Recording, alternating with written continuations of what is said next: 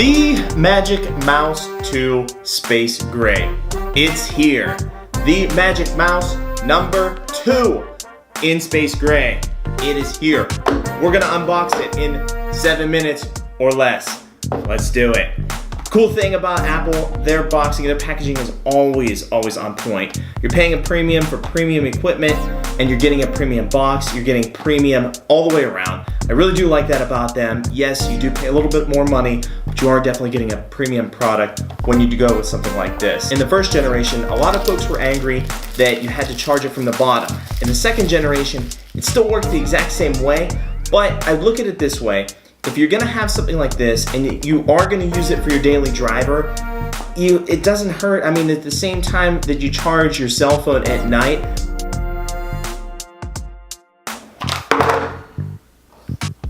very sturdy box. The underside, charging port. Top side, touch sensitive, Apple logo. Clickety clickety click. We're gonna pair it up and watch it work. Paperwork, lots of paperwork. Where's the stickers? I always want the stickers. Did this not come with stickers? There's no stickers! Apple, I want my stickers! Charging cable, lightning to USB, lightning on this side, same thing as an iPhone, lightning on both sides.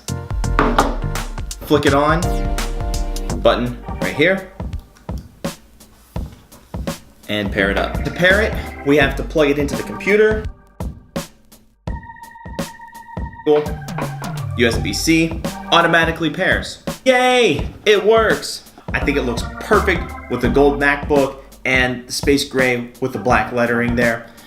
Some tips on it, obviously use it like a standard mouse, but it is touch sensitive so that you can scroll just by sliding your finger up and down. Then at night, when it runs out of juice, just plug it right back in, right into the wall, right next to your phone.